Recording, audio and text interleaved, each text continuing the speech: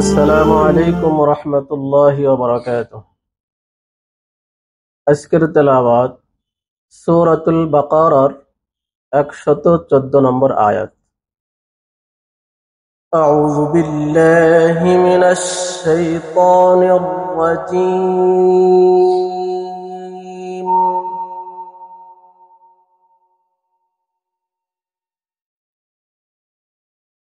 বিসমিল্লাহির রহমানির রহিম।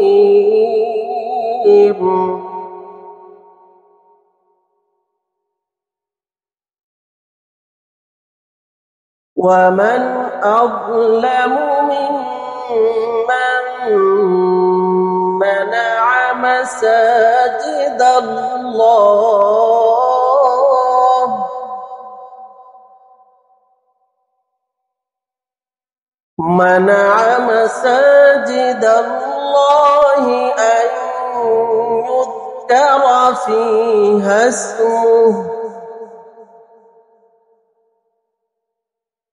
أن يذكر فيها اسمه وسعى في خرابها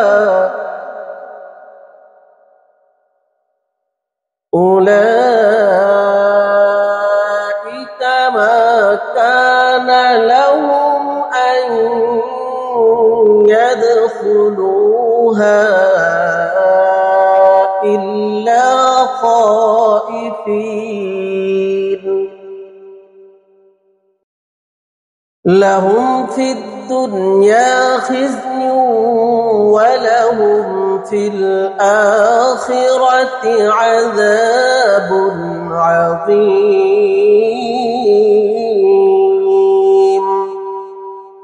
صدق الله العظيم। আসসালামু আলাইকুম রহমতুল্লাহি ওয়া বারাকাতুহু। সূরাতুল বাকারার 114 নং আয়াতের অনুবাদ করা হচ্ছে। আউযু বিল্লাহি মিনাশ শাইতানির রাজীম। বিসমিল্লাহির রহমানির রহিম। ওয়ামান আযলামু মিম্মান মানা'a মাসাজিদাল্লাহি আন ইযকারা ফীহা ইসমুহু। মহান রব্বুল আলামিন সূরাতুল বাকারার 114 নং আয়াতের মধ্যে বলছেন যে ওয়ামান আযলামু মিম্মান মানা'a মাসাজিদাল্লাহ, ওই ব্যক্তি থেকে জালেম আর কে হতে পারে, মানা'a মাসাজিদাল্লাহ, যে ব্যক্তি আল্লাহ তাআলার মসজিদগুলোকে মানুষকে বাধা দেয়, আইয়ুযকারা ফীহা ইসমুহু, সেখানে আল্লাহ তাআলার স্মরণ করা থেকে, ওয়াসাআ ফী খরাবিহা, এবং আল্লাহ তাআলার মসজিদগুলোকে বিরান করে দেওয়ার জন্য তারা চেষ্টা করে, উলাইকা মা কানা লাহুম আইয়াদখুলুহা ইল্লা খাইফিন, উলাইকা মা কানা লাহুম আইয়াদখুলুহা, তাদের জন্য তো দরকার ছিল আইয়াদখুলুহা, মসজিদে প্রবেশই না করার, ইল্লা খাইফিন, তবে আল্লাহ তাআলার প্রতি ভীত সন্ত্রস্ত হয়ে, অর্থাৎ আল্লাহ তাআলার প্রতি ভীত সন্ত্রস্ত না হয়ে তাদের মসজিদে প্রবেশ করার অনুমতি থাকার কথা ছিল না। লাহুম ফিদ দুনিয়া খিজুন, তাদের জন্য দুনিয়ার মধ্যে রয়েছে লাঞ্ছনা, ওয়া লাহুম ফিল আখিরাতি আযাবুন আযীম, এবং আখিরাতে তাদের জন্য রয়েছে মহাশাস্তি।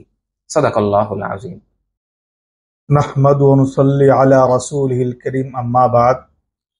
আমাদের আজকের আলোচনা সূরা বাকারার 114 নম্বর আয়াতের তাফসীর। আল্লাহ তাআলা ইরশাদ করেন, যারা আল্লাহর মসজিদ সমূহে আল্লাহর নাম জপনা করতে, আল্লাহর জিকির করতে বাধা দেয় এবং আল্লাহর মসজিদগুলোকে বিরান উজাড় করার চেষ্টা করে, তাদের থেকে বড় জালেম আর কেউ নেই। যারা এই জঘন্য কাজ করেছে বা করে, তাদের উচিত ছিল, নৈতিক দায়িত্ব ছিল, একান্ত আল্লাহর ভয় ভীত সংকুচিত হয়ে, ভয়ে জড়সড় হয়ে, বিনয় অনুতাপ সহকারে আল্লাহর ঘর মসজিদে প্রবেশ করা। কিন্তু যখন তারা এরূপ না করে এমন জঘন্য কাজ করে ফেলেছে, তখন তাদের শাস্তির জন্য আইনের বিধান রাখা হয়েছে যে আইনত তারা ভয়ে ভীত হওয়া ছাড়া আল্লাহর মসজিদে কখনো প্রবেশ করতে পারবে না। তাদের জন্য দুনিয়াতে অপমান ও লাঞ্ছনা ও পরনির্ভরতা সাব্যস্ত করে রাখা হয়েছে এবং আখিরাতে তাদের জন্য রাখা হয়েছে কঠিনতম শাস্তি। মসজিদ শব্দটি সিজদা শব্দ থেকে নির্গত। মসজিদ শব্দের শাব্দিক অর্থ হলো আল্লাহকে সিজদা করার স্থান, আল্লাহকে সেজদা করার ঘর। আল্লাহকে সেজদা করতে হলে আগে পাক সাফ হয়ে, পবিত্র হয়ে, অতঃপর আল্লাহর দিকে মুখ করে দাঁড়াতে হয়। তারপর আল্লাহর সামনে বিনয় দেখানোর জন্য আল্লাহর সামনে হাত বেঁধে দাঁড়াতে হয়। আল্লাহর প্রশংসা আল্লাহর শিখানো মতে করতে হয়। আল্লাহর সামনে মাথা অবনত করে পিঠ পেতে দিয়ে আল্লাহর দাসত্ব স্বীকার করতে হয়। তারপর মাথা মাটিতে রেখে 8টি অঙ্গ দ্বারা আল্লাহ তাআলা বরত্ব ঘোষণা করতে হয়। এর নামই হলো সিজদা। এই সিজদা আল্লাহ ছাড়া অন্য কাউকেই করা যায় না। অন্য কাউকে করলে মানুষ কাফের হয়ে যায়। আল্লাহর একাত্মবাদ ও তৌহিদের এটাই প্রথম ও প্রধান অভিব্যক্তি। এর মাধ্যমে নফসের ধোঁকা বা স্বার্থের লেশমাত্র থাকতে পারে না। অতএব এরূপ পবিত্র সম্মানজনক কাজে যারা বাধা দেয় তাদের থেকে অন্যায়কারী জালেম আর কে হতে পারে। এই জন্য মসজিদকে সম্মান করা ঈমানের একটি প্রধান অঙ্গ এবং মসজিদের প্রতি আদৌ কোনরূপ অসম্মান করা কুফরি একটি শাখা। ইসলামী শরীয়তে এই জন্য মসজিদকে অধিক সম্মান দান করা হয়েছে। এই জন্য মসজিদকে সর্বদা পবিত্র রাখতে আদেশ করা হয়েছে এবং আদৌ কোন রকম দুর্গন্ধময় জিনিস বা নাপাক জিনিস মসজিদে রাখার অনুমতি প্রদান করা হয় না। মসজিদের ভেতর তো দূরের কথা, তার আশেপাশেও কোনরূপ শোরগোল বা এমন কোন আওয়াজের অনুমতি দেওয়া হয় না যার কারণে আল্লাহর ইবাদতে মশগুল ব্যক্তির ধ্যান ভঙ্গ হতে পারে বা মসজিদের অবমাননা হতে পারে। এবং যে কেউ মসজিদে প্রবেশ করবে তার নেহায়েত আদবের সহিত আল্লাহর ভয় হৃদয় সজাগ রেখে সে অনুযায়ী ভক্তি দিলে রেখে এবং দেহে রেখে প্রবেশ করতে হবে। এই আয়াতটি একটি বিশেষ ঘটনা সম্পর্কে নাজিল হয়েছে।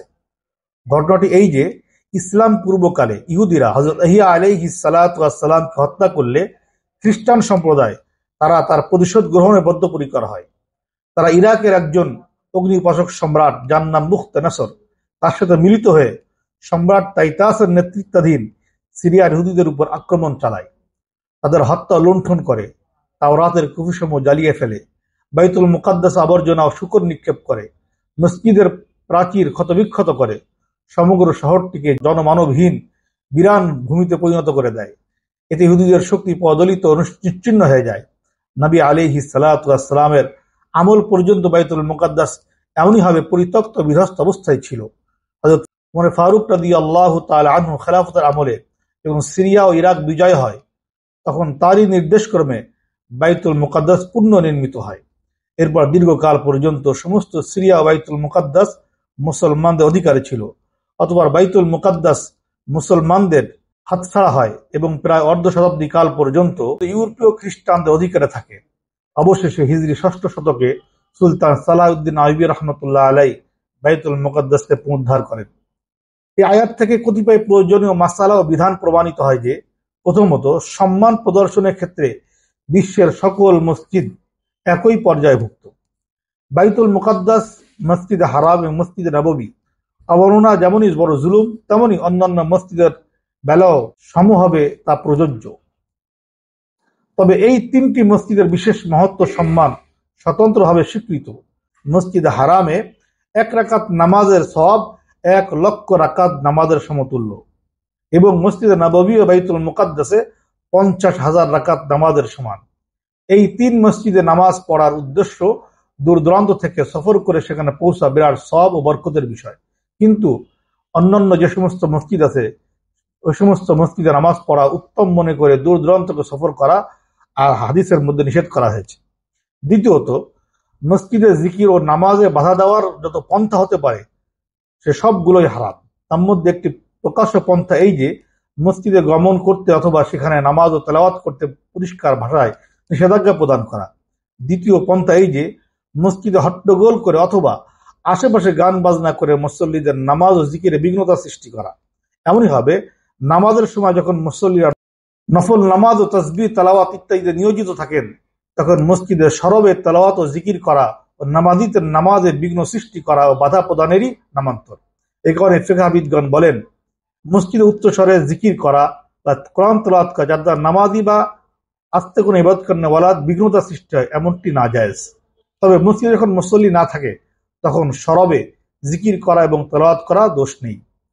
এতে আরেকটি বিষয় বোঝা যায় যে, যখন মুসল্লিরা নামাজ ও তার তাসবিহাতে ইত্যাদিতে ব্যস্ত থাকে তখন মসজিদে নিজের জন্য অথবা কোনো ধর্মীয় কাজের জন্য চাঁদা সংগ্রহ করাও নিষিদ্ধ। তৃতীয়ত, মসজিদে জনশূন্য করার জন্য যত পন্থা হতে পারে সবই হারাম। খোলাখুলিভাবে মসজিদে বিধ্বস্ত করাও, জনশূন্য করা যেমনই এর অন্তর্ভুক্ত, তেমনই ভাবে এমন কারণ সৃষ্টি করাও এর অন্তর্ভুক্ত যার ফলে মসজিদ জনশূন্য হয়ে যায়। মসজিদ জনশূন্য হওয়ার অর্থ এই যে, সেখানে নামাজ পড়ার জন্য কেউ আসে না কিংবা নামাজির সংখ্যা হ্রাস পাওয়া। এ আয়াতের সাথে সম্পর্কিত অপর একটি ঘটনা বর্ণনা করা হয় যে ৬ষ্ঠ হিজরীতে আল্লাহর নবী আলাইহিস সালাতু ওয়াস সালাম সাহাবায়ে কেরামদেরকে নিয়ে উমরার উদ্দেশ্যে মক্কা গমন করেছিলেন। অতঃ কাবা শরীফ সকল মানুষের যৌথ ইবাদতখানা। হজ ও উমরার জন্য প্রত্যেকেই আসার অধিকার রাখে, কিন্তু মক্কার মুশরিকরা অর্থাৎ কাফের, মুশরিক এবং কুরাইশ সম্প্রদায় মুসলমানদেরকে হুদায়বিয়ার ময়দানে আটকে দিল। মুসলমানরা উমরাহ করবে কথাটা সহ্য হয়নি, বাধ্য হয়ে হেরাম খুলে ফিরে যেতে বাধ্য করা হয়। এ সকল মুশরিকরা মুখে বলে যে আমরা এই সত্যের উপর আছি। মসজিদ সমূহে আল্লাহর জিকিরে বাধা দেওয়া তো অনেক বড় অত্যাচার। মসজিদ সমূহ তো আল্লাহর স্মরণের জন্য, ইবাদতকারীদেরকে এ থেকে বারণ করা তা উজাড় করাই নামান্তর। তাদেরকে তো মসজিদে ভয় ভীতির সাথে প্রবেশ করা উচিত ছিল। যারা এমন কাজ করে তারা দুনিয়া হবে লাঞ্ছিত এবং পরকালেও হবে বিরাট শাস্তির মুখোমুখি। আমাদের আলোচনা আজকে এই পর্যন্তই। আসসালামু আলাইকুম ওয়া রাহমাতুল্লাহি ওয়া বারাকাতুহু।